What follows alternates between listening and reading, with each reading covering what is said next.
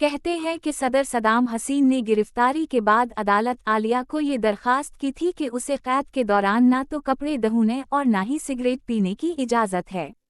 اور اسے پچھلے 2 سال سے جوتوں کا صرف ایک جوڑا دیا گیا ہے جو کب کا پہن چکا ہے۔ خیر عدالت نے یہ سارے مطالبات منظور کر لیے اور یوں جوتوں کے نئے جوڑے فراہم کرنے کے ساتھ ساتھ جیل کے اندر کپڑے دھونے اور سگریٹ پینے کی اجازت بھی دے دی گئی۔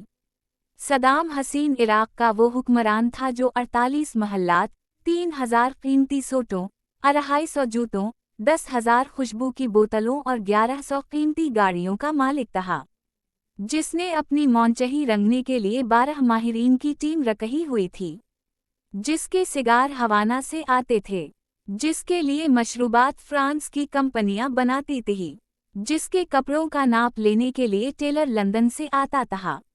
جس کے صرف کپڑے دھونے کے لیے بغداد میں رائل واشنگ سینٹر بنایا گیا تھا، جس کے دھوبی کو اعزازی کرنل کا رینک دیا گیا تھا،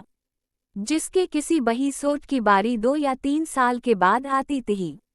میرا دل چاہتا ہے کہ صدام حسین مرحوم کی وہ تصویر جس میں وہ خود اپنے ہاتھوں سے کپڑے دھو رہا ہے، دنیا کے تمام حکمرانوں کے بیڈ روم میں لگوا دوں اور ان سے عرض کروں کہ انسان آخر انسان ہے، وہ خدا کبھی نہیں بن سکتا، اور دنیا کے ہر صاحب اقتدار کا اقتدار ایک دن ختم ہو جانا ہے، اور دنیا کے ہر حکمران کو ایک نہ ایک دن اپنے اقتدار کے محل سے باہر ضرور آنا ہے، کبھی اپنے قدموں پر تو کبھی دوسروں کے کندھوں پر۔